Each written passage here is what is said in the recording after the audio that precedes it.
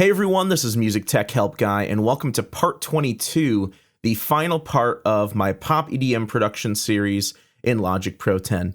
In this video, we are going to master the pre-mastered track that we bounced in the previous video. Now, just so you know how to get to this point, basically all I did is I created a new project, created one audio track that was in stereo, and then I basically just imported the audio file onto that track, just drag and dropped it.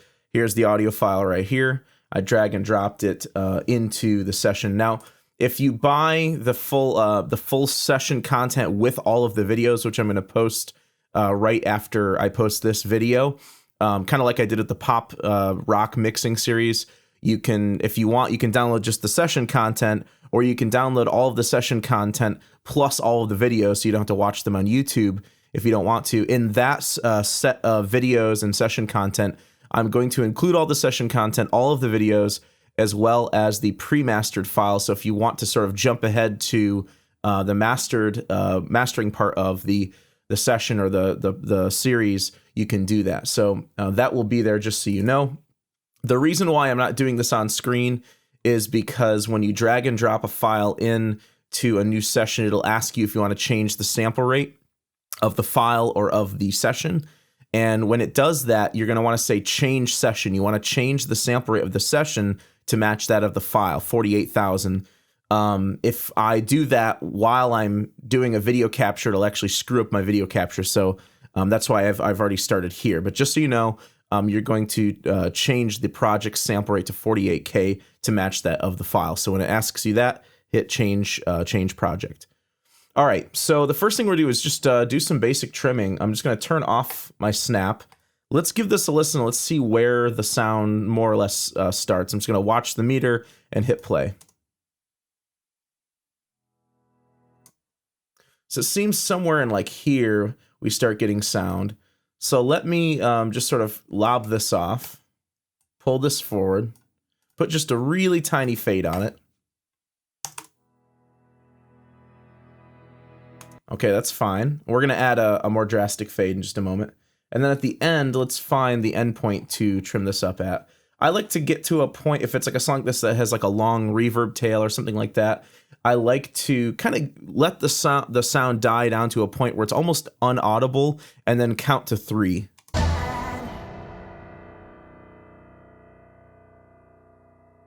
1, 2, 3. It's not exactly a perfect science, but I don't want that last note to drag on forever. If this is going on an EP, I want the next song to kind of come in eventually. Maybe I'll give it just a little bit more, though. 1, 2, 3. Yeah. Okay. I'm going to put just a tiny little fade on that. And the only reason I'm adding these little fades is just in case there happens to be a little pop or a click in there. I'm just more or less OCD about those things. The next thing I'm going to do is in the mixer, I'm going to pull up the master fader here. And that's because I want all of my automation fading in and fading out the song to be done on the master fader, not the stereo output and not on the actual audio track, because the master fader comes after the stereo output and after the audio track. So if I were to, put some effects on the stereo output or something, but then ride the fader on the actual audio track, the plugins on the master fader can trump those effects. So I want the fade to be the last thing that happens. So I'm going to right-click on my master fader and choose Create Track, or you can press Control-T. And what it does is it creates a track for it in the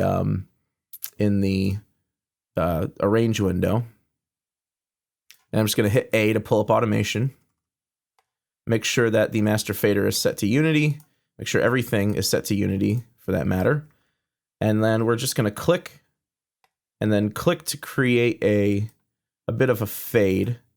And for mastering, I typically like to use more like a logarithmic shaped fade. So I'm going to grab my automation curve tool right here and just pull this up, click and pull up just a bit to make more of a logarithmic sloped fade. I'll just pull it back just a little bit further.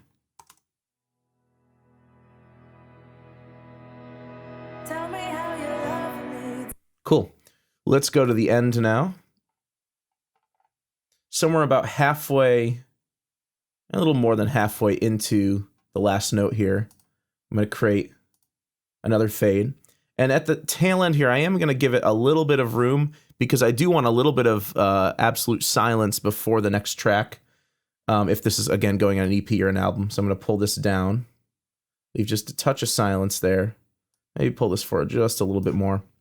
And again, using the automation curve tool, this time instead of going up, we're going to go down, make more of like an exponential fade. So let's listen to that last note there.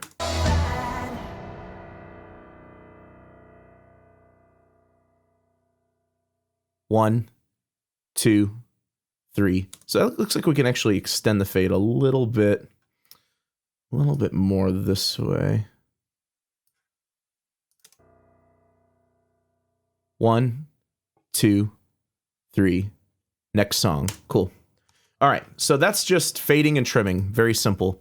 Now let's get into the processing. Let me pull up my mixer here. Let me go ahead and actually pull up the mixer in its own window. There's a few things I want to do here. What I'm going to do is I'm going to put some metering plugins on the actual stereo output, and then on the actual audio track, I'm going to put my processing plugins.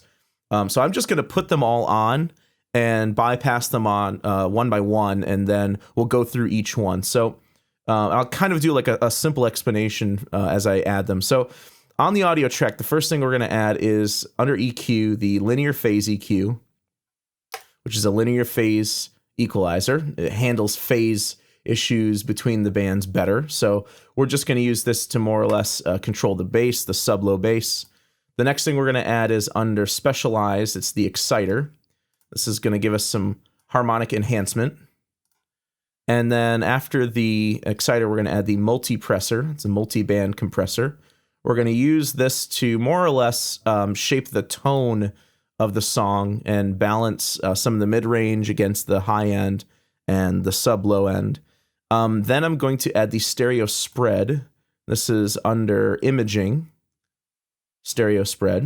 You can also use the direction mixer for this, but sometimes the direction mixer makes things sound too thin. That's just we're gonna use that for a slight high frequency spread effect, just to enhance the stereo image a bit. We're gonna add the compressor under dynamics, just the stock compressor.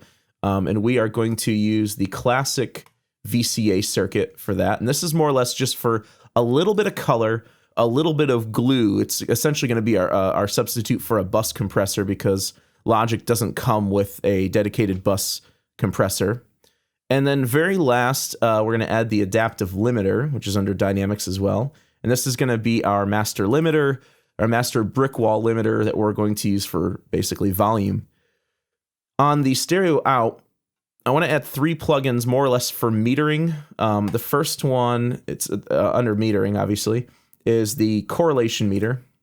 Correlation meter is essentially there just to check the phase from the left channel against the right channel to make sure that it's mono compatible. I know there's going to be certain sound effects, especially at the very beginning, that are going to run in the negative a little bit, but they won't be completely destructive so that the song isn't usable or anything like that. The next thing we're going to add is the loudness meter. It's again under metering. Loudness meter was something new that they added to, I believe, Logic 10.2. If you're working on Logic 10.1, you're not going to have this, but basically monitors loudness for us. And then actually before the correlation meter, I'm going to, under utility, add the gain plugin. And the only thing we're really going to use this for is just to turn on or off a mono signal so we can more or less check this, check the sound in mono, and just to make sure nothing gets completely destroyed by any phase issues. So let's turn all this off for now. Other than the correlation meter, we'll keep that on. We'll just put this down the bottom here. Everything else we can turn off, and we'll just start from the top. So let me find a spot in the song that's pretty harmonically dense. So I'm going to jump over to the second build up here. And what we're going to do is go through each plugin, and I'll show you how I use each plugin to master. Now, one thing I just want to say before I start working is keep in mind that this is not how I master professional recordings. This is essentially how you can use just Logic's stock plugins to get a decent sounding master without using any third-party plugins. When I master the reason why I charge $150 per track for mastering is because I go to a professional studio with great speakers, great hardware, and I used a combination of hardware and plugins and third-party plugins to master and get that sound. If you're working with your own music, or you're maybe new to this, or you just don't want to spend a lot of money, or you don't have a budget for any of that, this is a pretty decent way to master tracks. But I like to call it essentially the quick and dirty method. It's not the professional method. So I just want to get that out of the way. But we handicapped ourselves with no third-party plugins from the get-go of this series. So we're not going to use any more third-party plugins at this point either. Okay, so the first thing we're going to do for the linear phase EQ, really the only thing we're using this for, is we're using it to cut out some of the low end. So I'm going to turn off all the other bands and just turn on the high pass filter. And I'm going to type in for the frequency around 24, 25 hertz. And I'm going to roll the shelf all the way up. So it's really steep. All this does is it basically works as a bass control. It keeps very, very low low frequencies out of the recording that don't necessarily need to be there anyway. In some genres, this isn't an issue. In pop and EDM music where there's a low sub bass, this can be an issue. You can also use the linear phase EQ to boost any frequencies that may be lacking in the recording, but since we mixed it, we know pretty much everything is there. We just need to more or less shape it with some of the other plugins. We may come back and actually pull in the high frequency shelf and add just a touch of air to the recording. But for now, we're not going to do that. So that's all we're going to do with the linear phase EQ. All right, next is the exciter plugin.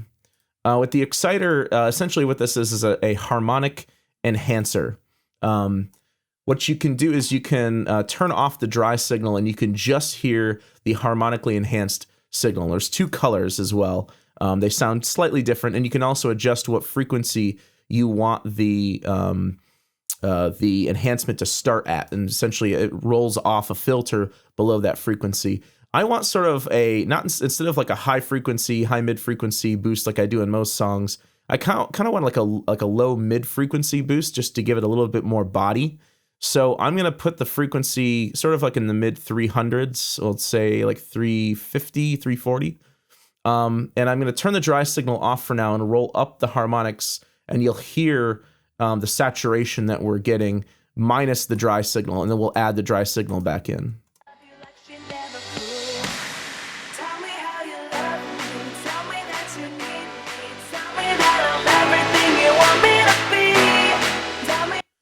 So color 1 seems a little more bright, and color 2 seems a little bit more dampened. I kind of like the warmth of color 2, so I'm going to go with that. And let's add the dry signal back in. We may not want this much harmonic enhancement either.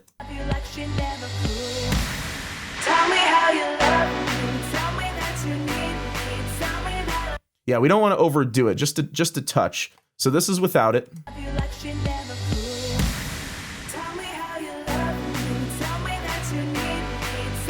And then with it in, it just gives it a little tiny bit more color in the mid and mid-high range. So that's all I'm really doing with that, just a very subtle harmonic enhancement. All right, so let's move on to the multiband compression. This we're going to do a lot with.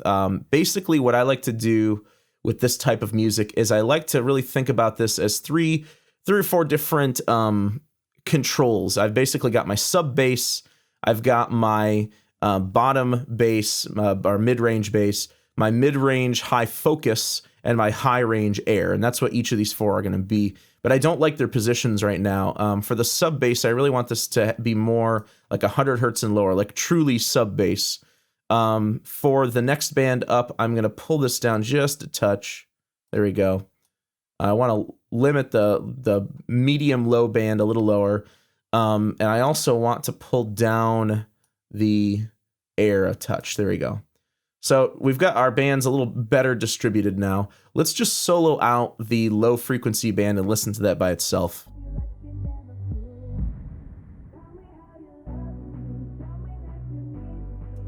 And as I explained in the previous video, the multiband multipressor, essentially is 4 individual compressors on each band. So certain frequencies are going to sound better if you compress them differently. So for me, I want the bass to be loud and present and subby, but I also want it to be very smooth sounding. I don't want an attack time of only 2 milliseconds. So I'm going to pull down the compression threshold to about -27. So it actually cuts into the signal a bit. The ratio is going to be around 5:1, so I'll just type that in. The attack time I'm going to make a little higher, like 17 or 18 milliseconds, and also the release time I'm going to make that a little longer. And what that's going to do is it's just going to ensure that the compression is a little bit smoother on the low frequencies. Now this bottom triangle, I already said earlier in the previous video that the top triangle represents the compression threshold. It gives you a visual of where you're compressing the signal at. The bottom one is for the expander. We will not be using the expander at all. So I'm just going to pull that all the way down. And then the threshold, I'll pull down to about -27 or so.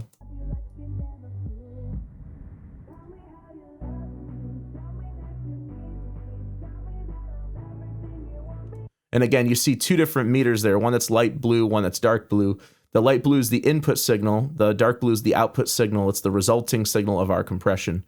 I'm also going to add gain up here. You can use this to add gain. And this is going to be very helpful for us to sort of balance the mid-range with the low range and the high range. For now, I'm just going to keep them for where they're at, and then we'll move up, and then we'll create a balance up here with our 4 bands.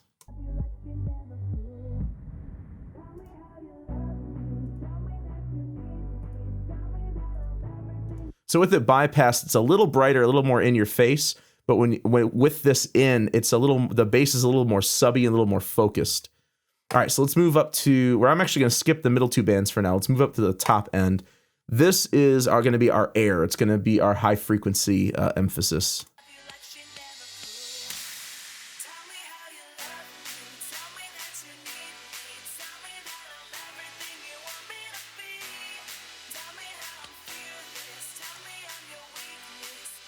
For this, we can get away with a bit faster attack and release time, so just leave those as is.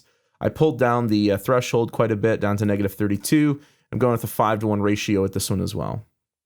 All right, the mid-range, the high mid-frequency band is going to essentially be like our center mid-range high focus.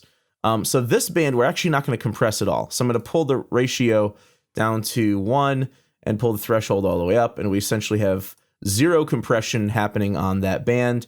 And essentially all we're going to do with this, actually I need the threshold to be at 0, not that I don't think it really matters, but what we're going to do with this band is just use it as a control for the mid-high range focus. So if I want more focus, I can pull this up. If I pull it down, I can have a more scooped sound. All right, so that's all we're going to do for band number 3. And band number 2 is our sort of mid-low focus. With this one, we're going to go with I'll say like a 3:1 ratio, pretty gentle. Because it is the low end, I want a slower attack time. So I'll go with the 10 milliseconds here and a little bit slower release time. So we'll go with 150 like we did at the low end. And I'll pull this down, pull the threshold down again.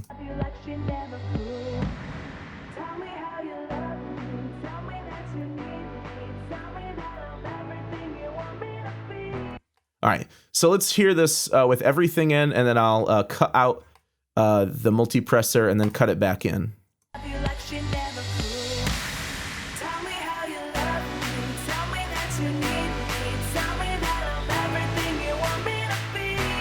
So you can sound it sounds a little scooped because the 1, 2, and 4 bands are all getting compressed, but 3 isn't.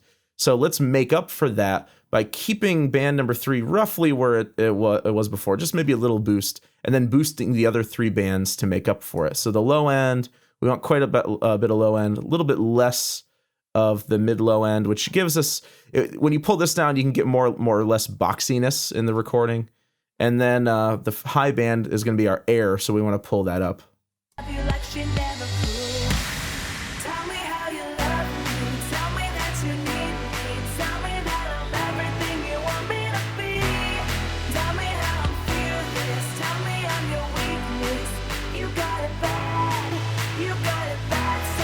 So you can hear without it, it's kind of flat and a little bit boxy and just kind of dull. When you add it in, especially with the low end bump and the high end bump, you get a lot more presence, and it's a little more in your face, and it's got a little bit more of like a sheen to it, like a shimmer to it. One thing I am going to do is bump down the output by like about 1 dB just to make up for any gain that we may be getting from the compression. Because at this point, I want the level to more or less be the same, other than the exciter plugin, as the original signal with everything bypassed. I'm also going to pull the look ahead all the way up to its maximum value, because we're not really concerned with too much like loss of processing power here, because we're only using 6 plugins really, plus a few meters. And this is, again, one of the other reasons why I chose to master all within one session rather than mastering in a separate session, as opposed to mixing or mastering within the mix session, because it allows us to use our look ahead to its full potential without the session freezing up. All right, so that's the multipressor. Stereo spread. All we want to do with the stereo spread, and essentially what this plugin does is it splits up the frequency bands and pans them left or right, or extends their stereo spread position in the stereo field. You don't want to do it like this, an equal spread over the whole song, because it's just going to sound weird and it can cause a lot of phase problems. Stereo spread effects, no matter what you do, can cause phase issues. So you have to be very careful about how much of it you add. So what I'm going to do is I'm going to start with the medium high frequency spread preset. So you can see it only spreads the medium high frequencies and up. And what I'm going to do is I'm going to, instead of having this sort of like symmetrical motion, I'm going to take the lower bands and sort of pull them down into the negative. So I'll go with like negative 44, that looks good. And the upper, we'll pull that up a little bit to accentuate it a bit more. And then what the order does is you can create more or less bands. I want more bands because I want the stereo spread to be a little more diverse. I don't want something that was panned pretty hard left to auto, all of a sudden sound like it's in the right channel. And you'll get more of that, those sorts of things with the fewer bands you use. So I'm going to pull this all the way up. And I'm also you can also band limit the spread. So I want this to be a pretty narrow high frequency spread. I want the low end to be up about 2000 hertz, about 2K, because I don't want it to, let's do a little higher than that, because I don't want it to interact too much with like the mid-range focus. And then the upper frequency we'll put up about the 16,000 hertz range. There we go. So let's hear that with and without. So here's with it.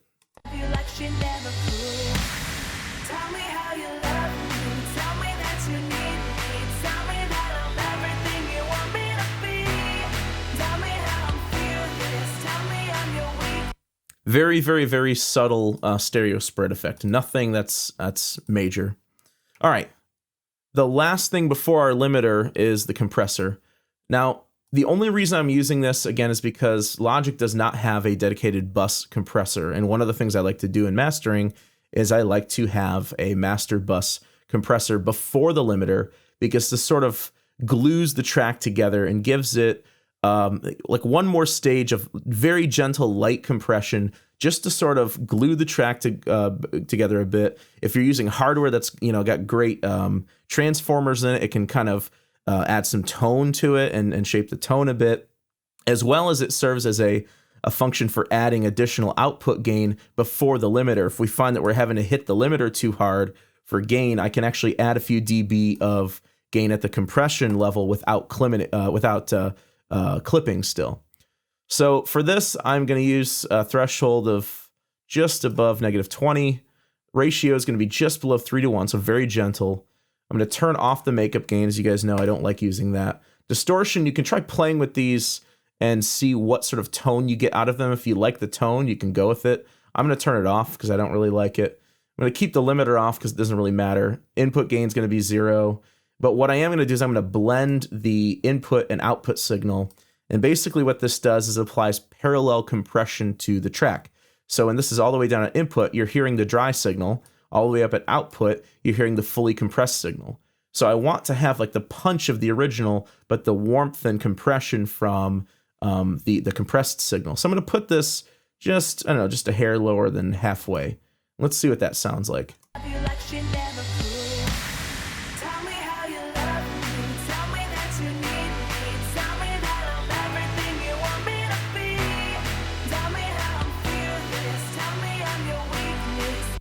Again, very, very subtle. It's just one more small layer of compression that just sort of slightly warms up the track a bit more. And I think I've said this in other videos, I'm a big fan of multiple stages of gentle compression, and I'm not a big fan of just one stage of really heavy compression. So I think ultimately you end up with a better result. Now we may come back to this plugin and pull up the output gain a touch to get some more, to maximize the volume before it hits the adaptive limiter.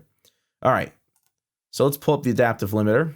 It's a brick wall mastering limiter that allows us to add gain while basically limiting the maximum level so we don't clip. So that's what the output ceiling is. It's the maximum level that the volume can be no matter what you do with the gain.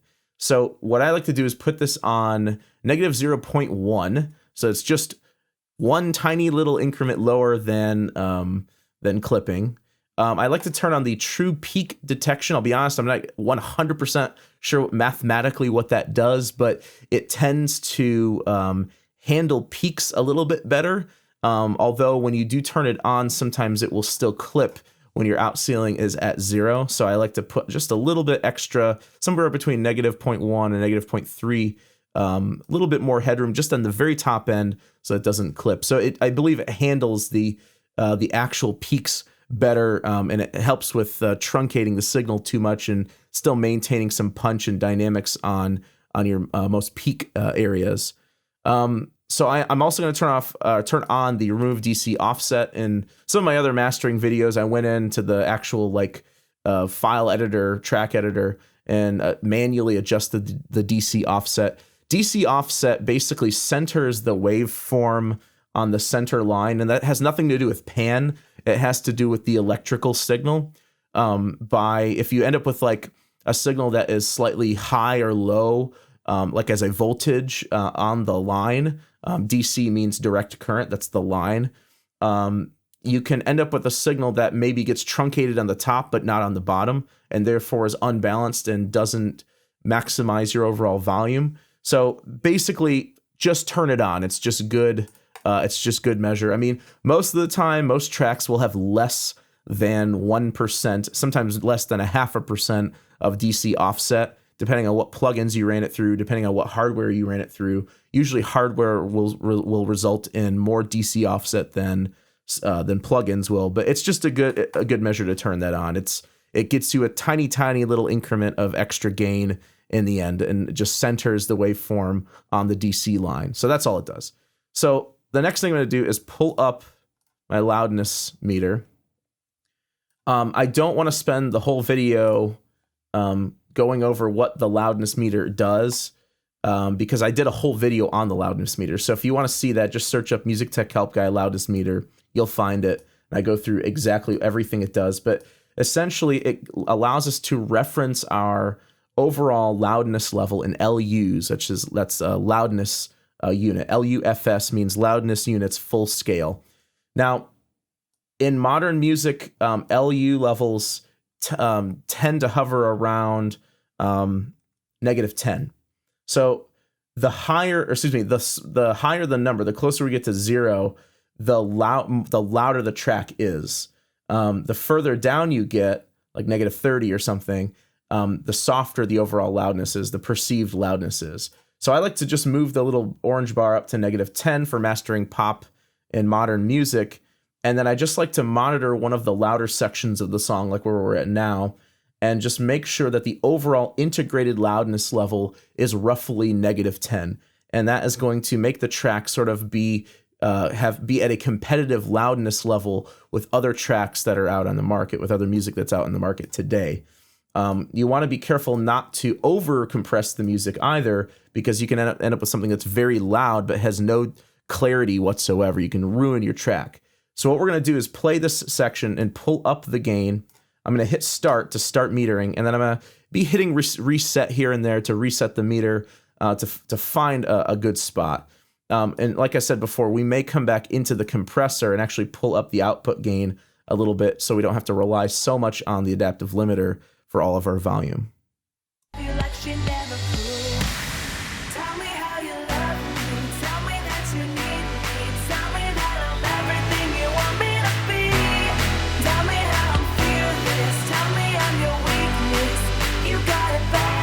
So you can see we're really having to bump the gain up in the adaptive limiter to even get close to -10.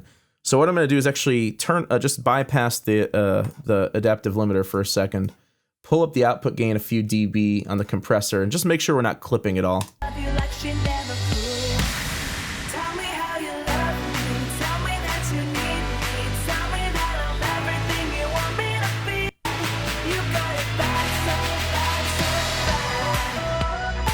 Okay, cool. So we're not clipping at all, and we got 3 dB more of volume at the compression level. So now we shouldn't have to push this quite as much.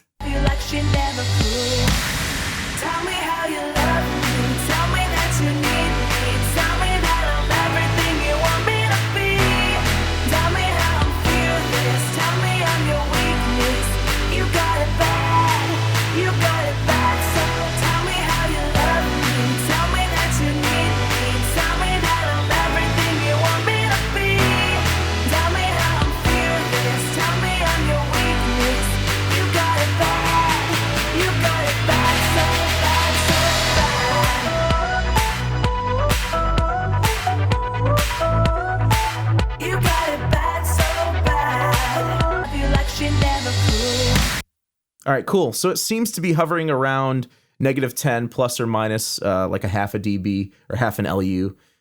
So that's good. Now that's pretty much what I'm always gonna do for the mastering for the track. One little thing I am gonna do is I am gonna go back into the linear phase EQ and just pull in the high shelf and just add just a touch of high frequency emphasis just for a little bit more air. And that shouldn't really change the overall volume or loudness too much at this point. One thing I do want to do is I'm going to turn that gain plugin back on, and I'm going to listen to some parts of the track in mono. Particularly the beginning, you'll see, has a lot of phase issues. That's just the effect with the reversed reverb and everything. We can't really avoid it. Tell me how you love me. Tell me that you need me. Tell me that I'm everything. And I also want to listen to the build-ups in mono too, like the risers in mono too, just to make sure they don't sound terrible in mono. So let's listen to the beginning. Tell me how you love me. Tell me that you need. You got me going like a fire. Got me.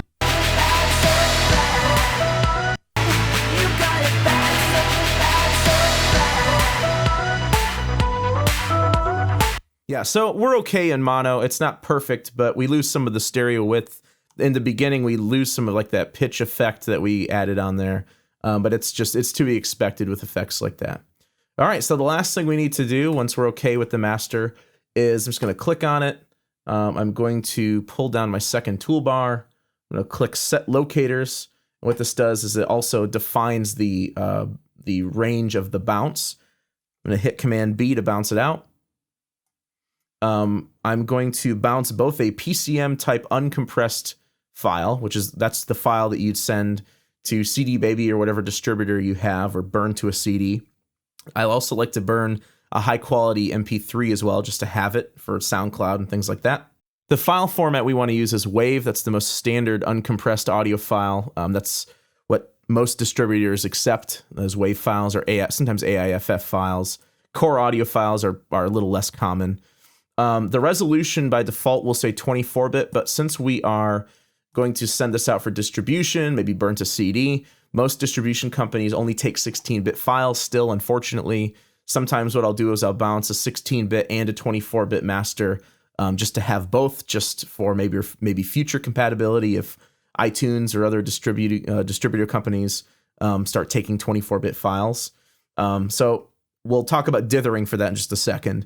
The sample rate, also the standard sample rate for distribution is 44.1, 44.1K. It's basically 16-bit. 44.1 is Redbook CD quality, so we still use that, unfortunately. File type is interleaved, and dithering is essentially a way to down convert the resolution from any higher bit depth down to any lower bit depth. So that's when dithering is used. you never have to dither if you're just going from 16-bit to 16-bit or 24-bit to 24-bit. Anytime you go from a higher bit depth down to a lower bit depth, you want to dither the file. And what this does, power dithering stands for psychoacoustically optimized word length reduction. Essentially, it optimizes the reduction in the number of bits that you have to construct the sound file, and also adds a very low level noise into the signal that helps to shape the sound. I honestly, unless I hear them back to back to back, I mean, even then I can't really hear any difference between the different power dithering options. So I just use power 1 and it usually works fine. I've always said this before, but no one ever ruined a recording by not dithering. You know, the vast majority of people aren't going to even notice. And then once you start streaming it on YouTube or on iTunes or whatever, and the file's converted to some other format, you may not even hear the results of that. But you're supposed to dither anytime you go from one bit depth down to another. I'm going to bounce offline and no normalization whatsoever, because we have the loudness that we want and the normalized volume that we want from the adaptive limiter. All right, so under MP3, I always like to just bounce a 320K, basically lossless quality MP3 file for things like SoundCloud and YouTube and some other sharing formats where you don't want to upload a 40 or 50, 60 megabyte file. Here you can upload a 10 or 12 megabyte file. All right, so we'll just hit OK. And then we will just choose our bounce location. I'm going to put it in the bounces folder inside my mastering session. So I just call this Fearless Master and then bounce it out. So just a couple notes and a couple of things I want to talk about before I end the video. And I will play you the whole track completely from front to end with all the mastering on it. Again, like I said before, this is not how I master for clients. This is essentially what I call the quick and dirty or quick and cheap method.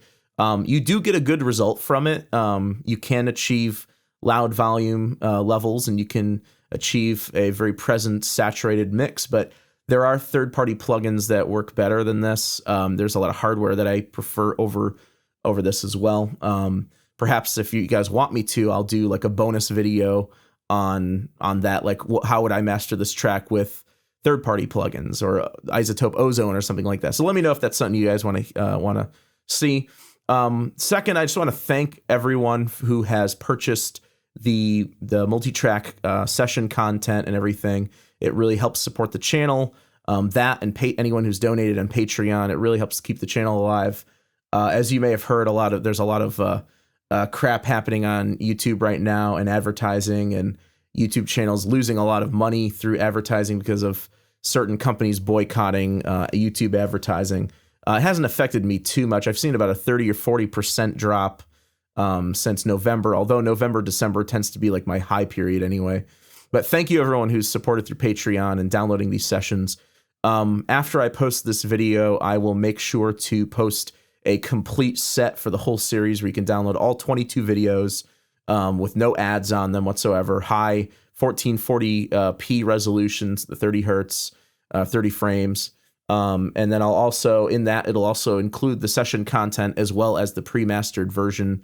If you want to just download the whole thing and work without using the internet. I have a lot of people that ask me that. They say, hey, Josh, I don't have good internet where I'm at. I'd rather just download the whole thing all once, pay you $30 or something, and download the whole thing and work through the whole thing. So that's totally fine. Number three, I've had a lot of people in the past also say that they use the mix sessions that I sell for like school projects and things like that. Like I've had people say, oh, I'm taking a mixing class, a music technology class, and I need some source material for a class project. That's totally fine too. So use it for whatever you want, as long as you don't try to re-release the song. Then we may have some legal problems. And then lastly, I just wanted to say that I have a lot of new ideas for future videos. I'm probably going to take a break from doing a whole series videos for a little while and do a whole bunch of one-off videos. I did go back through the comments on that video I posted back in January where I asked for a bunch of ideas for new videos. So I do have a lot of those in my back pocket. A couple new series that I thought about doing would be like a music theory series for music production, like how to understand scales and chords and keys and how to construct chords. If that's something you're interested in, let me know in the comments. or if there's any other series that you'd like to see in the future, just let me know in the comments below. So I hope you guys enjoyed this whole series. It's been a pleasure doing. Thank you for watching, and then I will leave you with the playback of the entire track from beginning to end, fully mixed and fully mastered. Thanks a lot.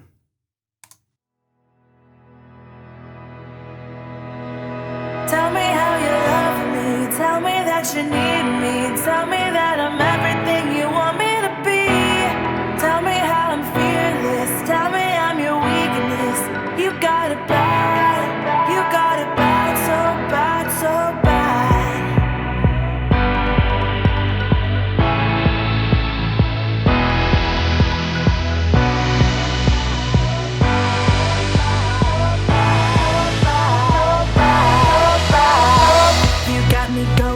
A fire got me going good. It's 2 a.m. I got you higher than she ever could. Just let me give you all the secrets to my fantasies.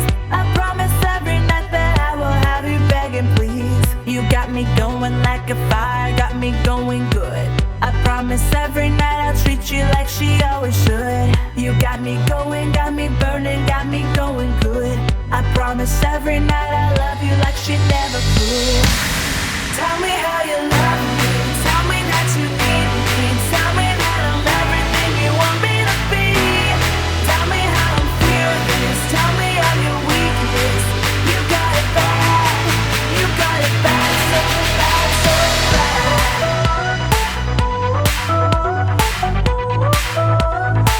You got it bad, so bad.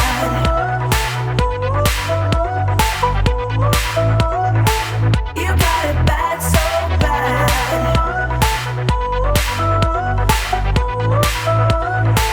You got it bad, so bad.